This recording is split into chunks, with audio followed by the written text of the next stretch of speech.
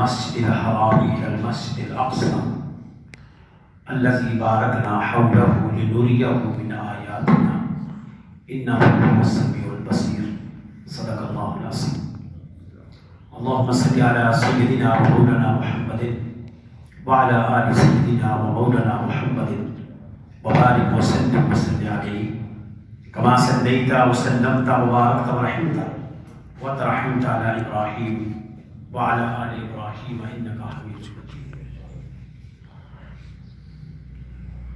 محترم حاضرین کرام، السلام علیکم ورحمۃ اللہ وبرکاتہ. آپ تمام حاضرین کو معراج رسول صلی اللہ علیہ وآلہ وسلم مبارک ہو. اس سے قبل کہ اس کے اوپر تھوڑی سی ہم گفتگو کریں، میرے آقا علیہ الصلوۃ والسلام کی عظمت اور شان تو ایسی ہے کہ صدیوں سے تذکرہ ہو رہا ہے اور قیامت تک ہوتا ہی رہے گا. اور اگر تھوڑا سا ہم اور پیچھے چلے جائیں تو زمانہ عیسیٰ علیہ السلام سے، یعنی زمانہ عیسیٰ اور زمانہ رسالت مآب صلی اللہ علیہ وسلم 575 سال کا پیریڈ ہے، تو 600 سال سے بھی تذکرہ رہا. اور اگر اور پیچھے چلے جائیں تو موسیٰ علیہ السلام سے عیسیٰ علیہ السلام تک، اور پیچھے چلے جائیں یعقوب علیہ السلام سے لے کر موسیٰ علیہ السلام تک، اور پیچھے چلے جائیں ابراہیم علیہ السلام سے لے کر یعقوب علیہ السلام تک، حتیٰ کہ حضرت آدم علیہ السلام سے لے کر آج تک میرے آقا علیہ السلام کا ہی چرچا ہے. انہی کی رفعت ہے، انہی کی شانیں ہیں، انہی کی عظمتیں ہیں، انہی کے مقام ہیں، انہی کے مرتبے ہیں. اور آخر میں آپ تشریف لا کر کئی دفعہ ہمارے ہاں ترجمہ کیا جاتا ہے نا بھیجے گی، وہ الگ موضوع ہے. اگر آپ حضور علیہ السلام کی بارگاہ میں حضرت حسان بن ثابت نے کچھ اشعار پڑھے تھے، اور پڑھے وہ 4 ہی شعر تھے، بلکہ وہ 4 شعر ایسے ہیں جس نے نعت کی بنیاد رکھی ہے. اصل وہ 4 شعر، میں تھوڑی سی ان کے بارے میں گفتگو کروں گا، پھر آپ سمجھیں گے کہ ہم کس پیغمبر کے امتی ہیں، ان کی عظمت کیا ہے، ان کی شان کیا ہے، اور ہمارے لیے کتنی باعث فخر والی بات ہے. لیکن ہم کر کیا رہے ہیں، ہماری جو ذمہ داری ہے وہ کیا ہے. اتنی شانوں والا نبی ہمیں مل گیا، بغیر محنت کے، بغیر سفر کے، بغیر جد و جہد کے، بغیر مار کھائے، بغیر سختیاں جھیلے، بغیر بھوک کے، بغیر پیاس کے، اور اتنی انوائرمنٹ کہ میرے جیسا بندہ بھی ممبر پر بیٹھ کر، یہ انہی کا ممبر ہے، یہ کسی اور کا، پوری روئے زمین پر اس ممبر کا مالک کوئی بھی نہیں. یہ ممبر اور محراب اگر ہے تو میرے آقا علیہ السلام کا ہے. اور یہ جو آپ کو نظر آ رہا ہے برقی قمقمے اور پکی چیزیں، اور یہ کس کی طفیل ہے؟ یہ سب حضور کے طفیل ہے. ورنہ دیا بھی نہیں ہوتا تھا، لوگ دیے سے بھی چلنا، لیکن اس وقت انہوں نے بھی وفاداری کی انتہا کر دی. تو حضرت حسان بن ثابت رضی اللہ عنہ حضور تشریف فرما ہے، صحابہ کے بعد رضوان اللہ علیہم اجمعین تشریف فرما ہے. تو حضور کی بارگاہ میں اشعار پڑھتے ہیں، فرماتے ہیں کہ وَأَحْسَنُ مِنْكَ لَمْ تَرَ قَطُّ عَيْنِي، وَأَحْسَنُ مِنْكَ لَمْ تَرَ قَطُّ عَيْنِي، وَأَجْمَلُ مِنْكَ لَمْ تَلِدِ النِّسَاءُ، خُلِقْتَ مُبَرَّأً مِنْ كُلِّ عَيْبٍ كَأَنَّكَ قَدْ خُلِقْتَ كَمَا تَشَاءُ. میری آنکھوں نے آج تک یا رسول اللہ آپ سا حسین دیکھا ہی نہیں. سبحان اللہ، سبحان اللہ. آج تک حضرت حسان یہ بات کر رہے ہیں مدینے میں بیٹھ کر، اور وہ مدنی ہے، مدینے میں بیٹھے، مدینے میں کہا، اور جو سامنے بیٹھے ہیں ان میں سے کثیر تعداد مکے کی ہے. کسی نے بھی کہا کہ یا رسول اللہ صلی اللہ علیہ وسلم ان کو کہیں کہ یہ تو کل کی بات ہے، تو ہم تو مکے سے آپ کے ساتھ چلتے آ رہے ہیں. یہ جملہ، لیکن میرے آقا علیہ السلام اس جملے پر مہر لگا رہے ہیں کہ حسان جو کہہ رہا ہے یہ عین حق ہے کہ واقعی حسان نے نمائندگی اپنے اشعار کی نہیں کی، روئے زمین کے ہر انسان کی نمائندگی کر دی، سبحان اللہ، اور قیامت تک کے لیے نمائندگی کر دی کہ وَأَحْسَنُ مِنْكَ لَمْ تَرَ قَطُّ عَيْنِي، کہ آج تک کسی بھی آنکھ نے حضور جیسا حسین دیکھا ہی نہیں۔ سبحان اللہ، کوئی آنکھ کہہ ہی نہیں سکتی کہ حضور جیسا کوئی حسین تھا۔ معراج کے اندر لکھنے والے نے کہا کہ یوسف علیہ السلام بھی سر چھپائے بیٹھے ہوئے تھے کہ میں دیکھوں کہ مصطفیٰ علیہ السلام کا حسن کیسا ہے۔ حضرت عائشہ صدیقہ رضی اللہ عنہ فرماتی ہیں کہ میری کوئی چیز گر جاتی تھی، حتیٰ کہ سوئی گر جاتی تھی، تو میں انتظار میں ہوتی تھی کہ میرے آقا تشریف لائے اور ان کے چہرے انور سے روشنی کی کرنیں پھوٹے اور اس روشنی سے میں سوئی کو اٹھا لوں۔ وَأَحْسَنُ مِنْكَ لَمْ تَرَ قَطُّ عَيْنِي وَأَجْمَلُ مِنْكَ لَمْ تَلِدِ النِّسَاءُ، آپ جیسا حسین کسی عورت نے پیدا ہی نہیں کیا، آپ جیسا حسین۔ اب آپ پھر دیکھ لیں کہ کائنات کے اندر ایک دو تین لاکھوں، ان لاکھوں کروڑوں اربوں خربوں میں اللہ جل وعلا نے انبیاء اور رسول کو بھیجا، ان میں سے پھر جو سلیکشن کی وہ پھر میرے مصطفیٰ علیہ السلام کی سنت۔ خلقت مبرأ من کل عیب، آپ کو تو اللہ تعالیٰ نے ایسے پیدا کیا کوئی عیب ہی نہیں تھا، بے عیب پیدا کیا ہے، اور ایسے لگتا ہے جیسا کہ آپ اپنی مرضی سے پیدا ہوئے۔ خلقت مبرأ من کل عیب کأنک قد خلقت کما تشاء، ہم ایسا دیکھ رہے ہیں جیسے کہ آپ اپنی مرضی سے پیدا ہوئے۔ یہ اس ہستی کے معجزات ہیں جو پوری کائنات کے اوپر پھیلے ہوئے، اور ان معجزات میں سے ایک معجزہ معراج کا۔ میں نے 15 سپارے کی ایک آیت آپ کے سامنے پیش کی کہ سبحان الذی اسری بعبدہ لیلا من المسجد الحرام، پاک ہے وہ ذات جب بھی کوئی حیرت کن اور حیران کن اور حیرت والا معجزہ حضور علیہ السلام سے جب بھی رونما اللہ جل وعلا نے کروایا، اس کو براہ راست اپنے ساتھ منسوب کیا تاکہ آنے والے معترضین اٹھتے رہے تو وہ یہاں رک جائیں کہ خدا کہہ رہا ہے، کسی اور نے نہیں کہا، یہ اللہ جل وعلا خود فرما رہے ہیں کہ پاک ہے وہ ذات جو اپنے بندے کو لے گئی مسجد حرام سے مسجد اقصی تک۔ میں کیوں لے کے گئی؟ یہ تو بات سمجھ میں آ گئی کہ معراج آپ کو ہوا، نعتوں میں بھی سنا، کلام میں بھی سنا، اشعار میں بھی آپ نے پڑھا، اور ہم بھی واہ واہ کر جاتے ہیں، لیکن کبھی غور کیا ہے کہ لے کر کیوں گئے؟ وہ کیا وجہ تھی کہ مسجد حرام سے مسجد اقصی کی طرف سفر کروایا، راتوں رات سفر کروایا؟ مسجد اقصی یعنی قرآن کا ایک بڑا خاص انداز ہے، جو بات انسان کے ذہن میں بیٹھ جائے پہلے وہ بتاتا ہے، جو بات انسان کے ذہن میں بیٹھے پہلے وہ بتاتا ہے، اور جب آپ کا ذہن وہاں پر تیار ہو جائے پھر اگلی بات بتاتا ہے، تاکہ آگے آپ کا ایمان ہے، پہلے حصے میں آپ کو چیک کیا جاتا ہے کہ آپ کہاں پر کھڑے ہیں، آگے سارا ہی ایمان مل رہا ہے۔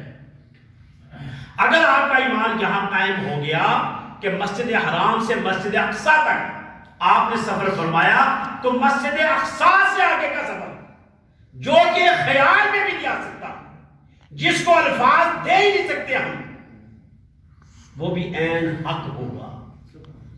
پہلا ابتدائی سفر بتا دیا کہ یہ دیکھو کہ مسجد حرام موجود، مسجد اقصی بھی موجود۔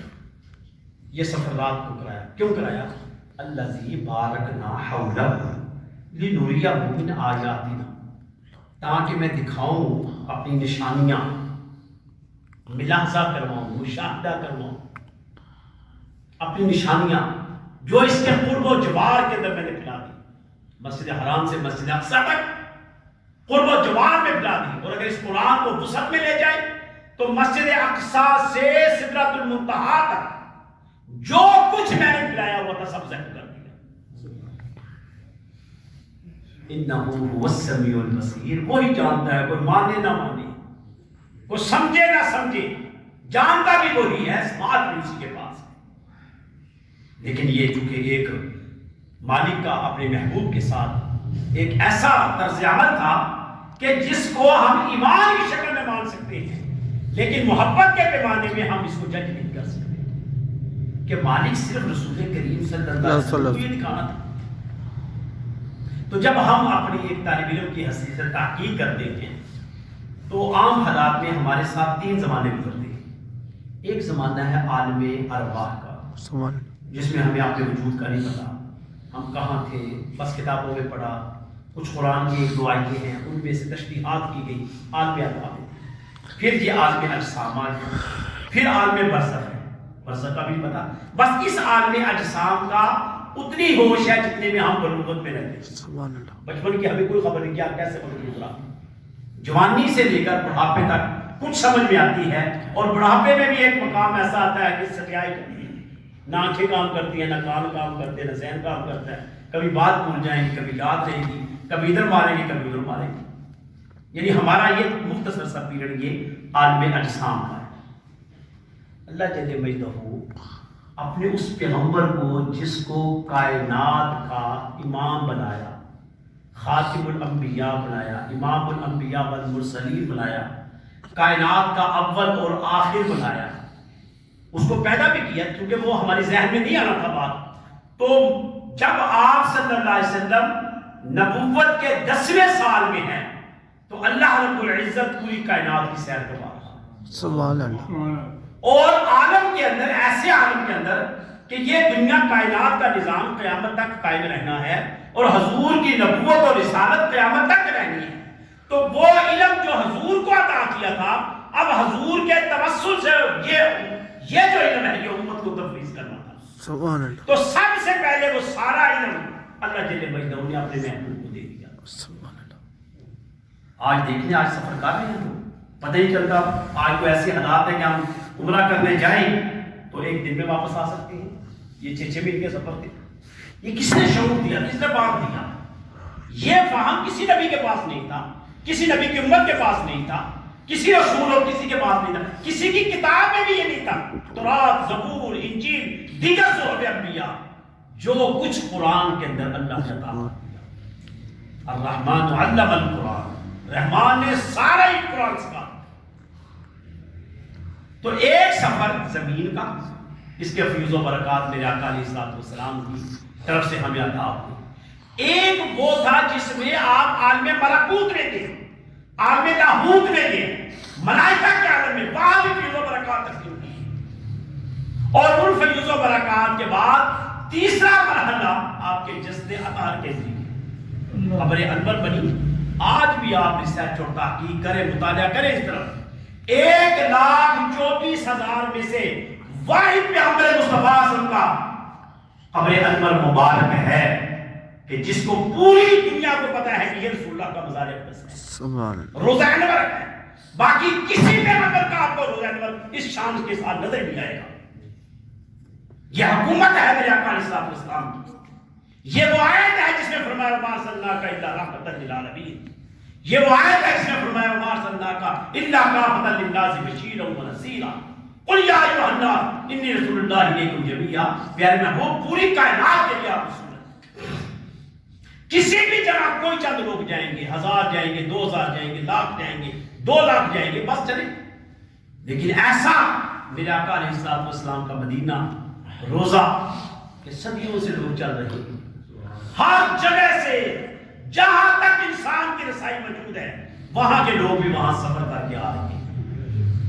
ایک عجیب سی محبت. میرے آقا نے فرمایا کہ ایسا بھی زمانہ آئے گا کہ لوگوں کے پاس پیسے ہوں گے، لوگوں کے پاس ذرائع ہوں گے، اور وہ کہیں گے کہ یہ ذرائع، یہ وسائل اللہ تعالیٰ ہم سے لے لو، صرف ہمیں حضور کی جھلک نظر آ جائے. یہ ہے وہ زمانہ جس میں ایسے کئی لوگ جنت والے موجود ہیں. ایک ایسا عشق، ایک ایسی محبت کہ فقط رسالت باپ سن کر، نام سن کر آنکھوں کے اندر نیمی آ جاتی ہے. فقط حضور کا نام سن کر جسم کے اندر حرارت پیدا ہو جاتی ہے. فقط حضور کا نام سن کر جسم کے اندر ایک عجیب نوعیت، ایک عجیب ہجان پیدا ہو جاتا ہے، جدائی والا ایک ہجان پیدا ہو جاتا ہے، اور یاد آ جاتی ہے آقا علیہ الصلوۃ والسلام کی. حالانکہ ہم نے نہیں دیکھا، ہمیں دور دور تک نہیں پتا. ہمارے پاس تو سارا ہی علم پہ غیب ہے. صحابہ کے پاس تو پھر قرآن نازل سامنے ہوتا تھا، ملائکہ آ رہے تھے، معجزات تھے. ہمارا جو زمانہ ہے یہ سارے کا سارا قائم ہے، لیکن اس زمانے کے بارے میں میرے آقا علیہ الصلوۃ والسلام کا یہ فرمان کہ میرا پیغام اور میرا سلام ان کو دیجیے، سبحان اللہ، میرا سلام دیجیے، کن کو؟ میرے بھائیوں کو۔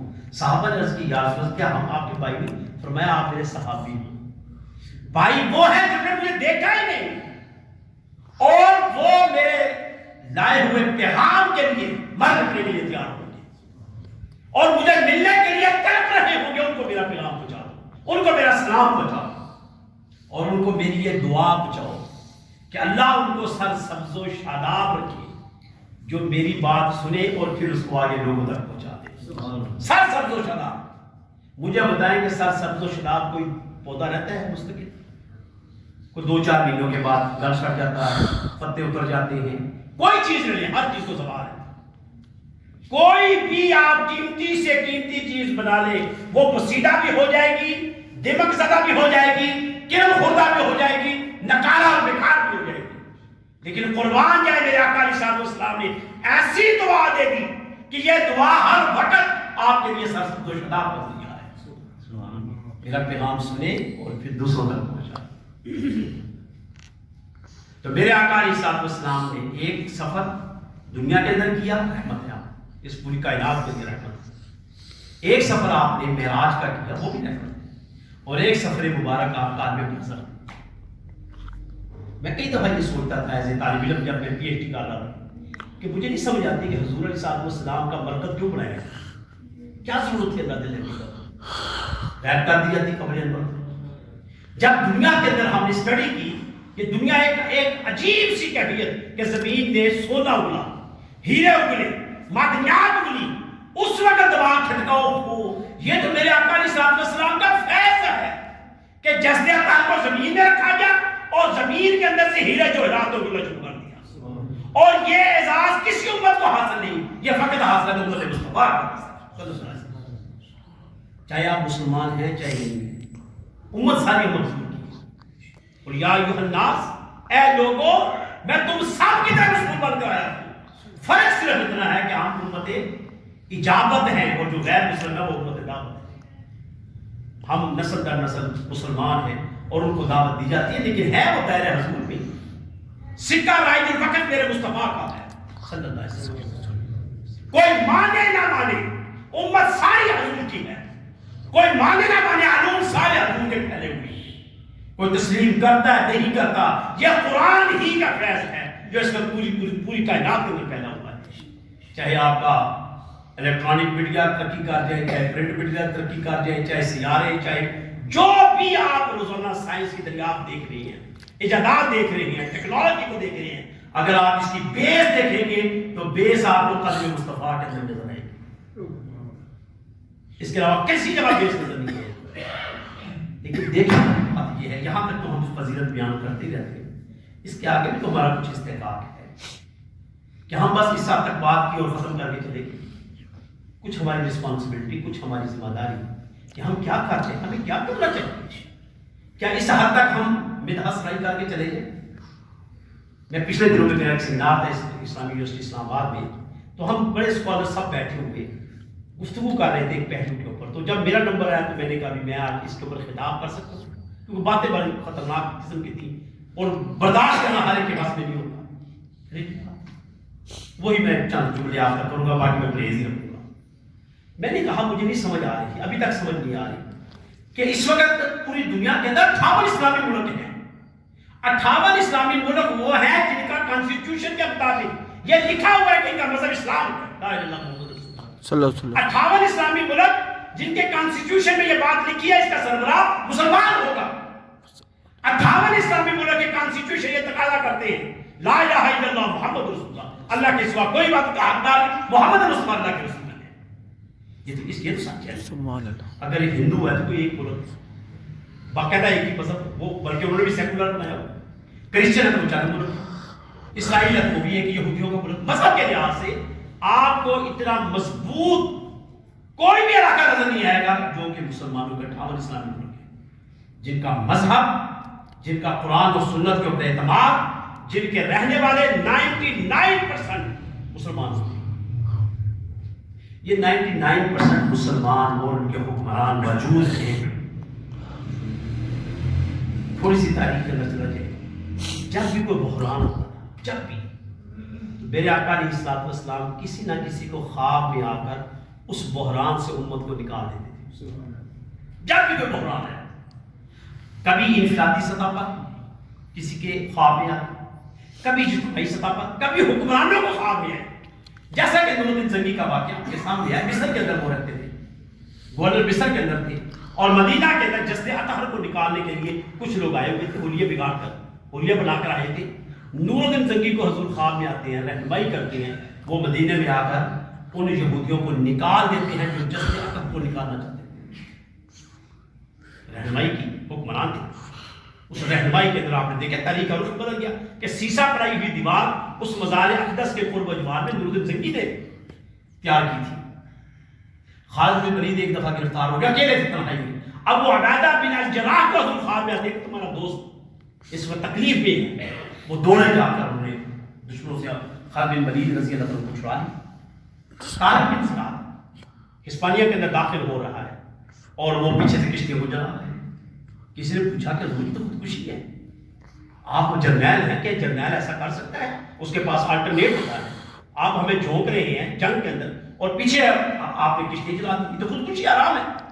کہا نہیں، میں نے رسول اللہ صلی اللہ علیہ وسلم کو دیکھا تھا خواب کے اندر کہ آپ اس دریا کے اوپر چھڑی لے کے چل رہے تھے، اور میں نے فوراً عرض کر لیا کہ اب ہماری واپسی نہیں، یا شہید یا غازی بن کر حکمران بنے. ایسے کئی خواب، حتیٰ کہ قائد اعظم محمد علی جناح رحمۃ اللہ لندن کے اندر حضور کا خواب آیا، ڈائریکشن ملی. ورنہ ایک ایسا شخص کہ یہاں بڑے بڑے جگیردار موجود تھے، بلکہ آج بھی وہ لوگ زندہ ہیں، ان کی نسلیں زندہ ہیں جو پاکستان کو ماننے کو تیار نہیں، ان کی نسلیں آج بھی موجود ہیں. اور قائد اعظم کا دیکھ لیں کچھ بھی اتنی استقامت، وہ استقامت کس نے دی تھی؟ رسول اللہ صلی اللہ علیہ وسلم نے. میرے آقا نے دی تھی کہ محمد علی جناح جاؤ اور تمہارے ہاتھ سے پاکستان میں رسول ہے. بس اتنی سی بات کروں، باقی باتیں بڑی لمبی. 58 اسلامی ملک، یہ غور و فکر ہے. کسی ایک حکمران کو میرے آقا علیہ الصلوۃ والسلام خواب میں نہیں آئے کہ یہ نہیں کہا کہ مکہ اور مدینہ کو بند مت کرو، اس کو کھول دو اللہ کے رسول کے لیے. آل سعود کو خواب میں نہیں آئے، عرب کو خواب میں نہیں آئے، عجم کو خواب میں نہیں آئے. یہ کس بات کی دلیل ہے کہ آج حرمین شریف 2.25 سال سے بند جا رہے ہیں؟ کیوں جا رہا؟ اور 58 اسلامی ملک خاموشی کی طرف بیٹھے. کوئی ایسی بیماری تو نہیں ہے کہ جو کہ ایسی ہوا چل رہی ہے اور ہم دردر مر رہے ہیں، دردر گر رہے ہیں، اور لوگ جنازے اٹھا رہے ہیں، لاشیں اٹھا رہے ہیں، قبرستان بھر گئے ہیں. ایسی تو کوئی بات نہیں. کم سے کم ایسے حالات میں جب بھی تکلیف آتی ہے آپ کیا کرتے ہیں؟ مسجد میں آ جاتے ہیں، قرآن کھول کر پڑھتے ہیں، ہمارے دروازے بند کرتے ہیں. فاصلہ رکھیے جی، فاصلہ بچا رہے ہیں. کس کو بچا رہے ہیں؟ کیا خدا کے ساتھ آپ کا یہ ماسک، یہ خدا اگر عذاب دے تو یہ بچا سکتا ہے؟ کیا سینیٹائزر خدا عذاب دے تو یہ سینیٹائزر ہمیں بچا سکتا ہے؟ خدا عذاب دے اور یہ اقدامات تحفظ ہمیں بچا سکتے ہیں؟ اگر وہ پکڑنے پہ آ جائے، وہ تو کہتا ہے شدید العذاب عزیز الانتقام، اگر میں پکڑنے لگوں تو کوئی چھپا نہیں سکتا. یہ کیسے ممکن ہے؟ رسول اللہ کی امت ہو اور حضور کے شفاعت پڑھنے والی، اس کا مطلب پھر ہم شیر غلط پڑھتے ہیں، ہمارا ایمان نہیں ہے. کہے کہ یا رسول اللہ انزل حالنا، یا رسول اللہ اسمع قالنا، اننی فی باہی قرم مغرق خود یدی سہل لنا اشکارنا. پکار کر حضور کو پکارے. ارے جہاں بھی حضور کو پکارا گیا حضور نے مدد کی. تو اس کا مطلب یہ ہے کہ آج ہم پکار ہی نہیں، اور اگر پکار رہے ہیں تو ہمارا دل اور ذہن مل نہیں رہا آپس میں. 58 اسلامی ملک کے حکمرانوں کو اتنا بھی نہیں ہوا. اور آپ کے علم میں یہ بات بھی ہوئی کہ حرمین شریف میں ایک بھی کرونا کا کیس نہیں. سدیس صاحب کے کئی دفعہ بیان آ چکے ہیں. تو پھر یہ کس بات کے رہا؟ مساجد کے ساتھ سلوک کیا ہو رہا ہے، مدارس کے ساتھ سلوک کیا ہو رہا ہے. سو اینڈ سو ضرور ہمیں سوچنا چاہیے. یہ چونکہ موقع میلاد رسول صلی اللہ علیہ وسلم کے حوالے سے ہے، رجب شعبان رمضان یہ سختیاں شروع ہو گئی ہیں، کیونکہ رجب کے اندر بھی گیدرنگ ہوتی ہے. ایک میراج رسول صلی اللہ علیہ وسلم ایک بہت بڑا ایونٹ ہے. شب برات ایک بہت بڑا ایونٹ ہے. رمضان المبارک ایک بہت بڑا ایونٹ ہے. ان تینوں کو پورے اسلام کے اندر سے ایسے کھینچ کر روح نکال دی گئی. روح محمد اس قوم سے نکال دی، اس قوم سے روح محمد نکال دی. بس اور نکلتی جا رہی ہے آہستہ آہستہ. باقی سب کام ہو رہے ہیں, ان کی حکومتیں چل رہی ہیں, ان کے الیکشن ہو رہی ہیں, ان کے سارے نظام ہو رہے ہیں. نہیں ہو رہا تو روح محمد ان سے کہا. علامہ اقبال نے کلام میں ایسے تو نہیں کہا کہ محمد سے وفات ہونے تو ہم تیرے, یہ جہاں چیز کیا ہے لوگو قلم تیرے. ارے جس نے زندگی دینی ہے وہ تو خدا ہے, اور جس کے ذریعے دینی ہے وہ مصطفیٰ ہے.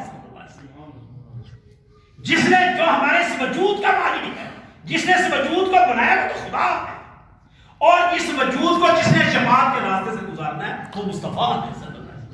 خدا اور مصطفیٰ کے ساتھ تعلق ہو ہمارا, اور ہم دیوزہ گری کا شکار ہو, ہم گداگری کا شکار ہو گئے, اور ہم اس حد تک پستے جا رہے ہیں کہ ہمیں خبر ہی نہیں کہ ہمارے ساتھ کیا ہو. اتنا بڑا ہمارے ساتھ ہو, اتنی بڑی سازش ہمارے ساتھ کہ ہم ایسے ڈر خوف کے مارے گھوم رہے ہیں اور چھپ چھپا کر چل رہے ہیں. تو دوستان محترم, دکھ والی بات اور درد والی بات معراج رسول صلی اللہ علیہ وسلم کے حوالے سے میں اسی جملے کے ساتھ بات ختم کروں گا. وہ دانائے رسول, ختم الرسول, مولا کل جسم, غبار راہ کو بخشا, فروغ واد یہ سینہ, نگاہ عشق و مستی میں وہی اول وہی آخر, وہی قرآن وہی فرقان وہی یاسین وہی طه. حضور کی بارگاہ میں ایک شخص آیا, کہا کہ میں بڑا بیمار ہوں, بہت بیمار ہوں, مجھے شفا نہیں مل رہی. میرے آقا علیہ الصلوۃ والسلام میں جس سے سب سے زیادہ محبت کرتا اس کو یاد کر. اس نے حضور کے دامن کو پکڑ لیا. سبحان اللہ. اس واقعہ کو جب کوٹ کیا گیا تو 100 سال کے بعد جو شخص بیمار ہوتا تھا, کوئی کہتا تھا میں کیسے شفا پاؤں گا, انہوں نے کہا جس سے سب سے زیادہ محبت کرتے ہو. تو ہم تو حضور سے محبت کرتے ہیں, کہا ان کا نام لے لو. صرف نام لینے سے بیماریاں بھاگ جاتی تھی. سبحان اللہ. اس واقعہ کو ایسا کوڈ کیا گیا کہ صدیوں تک یہ واقعہ چلتا رہا, اور صدیوں تک لوگ شفا یاب ہوتے رہے. تو آج بھی ہم یہی چاہیں گے, یہی چیز رکھیں گے, کم سے کم ہمارے اندر بیداری کا درد ہو. باقی تو ہم مجبور ہیں, بھی پتہ مجبور ہیں. ہمارے ہاتھ بھی باندھ دیے گئے, پاؤں بھی باندھ دیے گئے, زبانیں بھی باندھ دی گئی, کان بھی باندھ دی گئی, ہر چیز ہماری بند ہے. ہم مجبور ہیں, لیکن ایسی مجبوری میں اگر احساس بھی مر جائیں تو وہ قومیں مٹ جاتی ہیں. ہم کم سے کم اس احساس کو بیدار رکھیں کہ واقعی یہ غلط ہو رہا ہے. وہ الگ بات ہے کہ ہمارے اندر ہمت اور طاقت اور نہیں ہے کہ ہم اس کی وائلیشن کر سکیں, لا کی وائلیشن کر سکیں, لیکن کم سے کم یہ ہے کہ یہ ہے رانگ, یہ ہے غلط. ایسا ممکن نہیں کہ رسول اللہ کی حکومتی ہو اور ہم در بدر ہو جائیں. ایسا ممکن نہیں کہ حضور علیہ السلام کے ہم چاہنے والے ہوں, یا رسول اللہ کے نعرے لگانے والے ہوں, حضور علیہ السلام کو شفیع مانتے ہو. شفاعت قبر کے اندر ہی بس دینی تھی ہم نے, کیا دنیا کے اندر شفاعت نہیں ہے؟ صرف معاشرے کے اندر شفاعت لینی تھی. وہ بدو عرب کے جن کو چلنا نہیں آتا تھا وہ حکمران بن گئے, جن کو بیٹھنا نہیں آتا تھا وہ بکریاں چرانے والے, کس کے سبب سے؟ قدم مصطفیٰ صلی اللہ علیہ وسلم. سائنسدان آج دیکھیں تو مسلمانوں کے ہیں, اگرچہ ہمارے پاس نام ممکن نہیں ہے, بٹ کے انجینئر, ڈاکٹر, پروفیسر, تمام کے تمام. اگر آپ دیکھیں گے ابن حسین دیکھیں گے, ابن حسن دیکھیں گے, ابو القاسم مجرٹی دیکھیں گے, آنکھوں کے سرجن, دل کے سرجن, ارسطو دیکھیں گے, بقراط دیکھیں گے, سب مسلمان. لیکن سکوت بغداد کے اندر مسلمانوں کو وہ سارا لٹریچر اٹھا کر انہوں نے انگریزی میں کنورٹ کر دیا, اور ہم بیٹھے ہوئے آپس میں وہ دیکھ لیں ہم کہاں کھڑے کیا کر رہے ہیں اور کس طرح زندگی لائف گزر رہی ہے. تو کہیں ایسا نہ ہو کہ حضور کی بارگاہ میں کل قیامت والے دن پیش ہو تو آپ خود ہی چہرہ موڑ دیں کہ میں نے تمہیں شعور دیا تھا, میں نے تفاہم دیا تھا, تم خود ہی دنیا کے معاملے میں پہنچ گئے, تمہیں سوچ ہی نہیں آئی.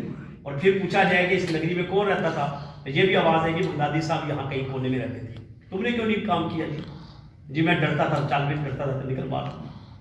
پھر ایسے ہوگا جو جس کے دائرے میں رہتا ہوگا اس کو اسی کے مطابق پوچھا جائے گا. اگر عالم ہے اس سے پوچھا جائے گا, حکمران ہے اس سے پوچھا جائے گا, اسکالر ہے اس سے پوچھا جائے گا. تیری رسپانسبلٹی کیا ہے؟ تجھے ان لوگوں میں سے شعور دیا گیا, تمہیں ان لوگوں میں سے فہم دیا گیا, تمہیں ان لوگوں میں سے ادراک دیا گیا, تمہیں کیا کام ہے؟ بس باتیں کرتے رہے, اپنے پیٹ پوجے کرتے رہے, اپنی ذات تک ہی رہے.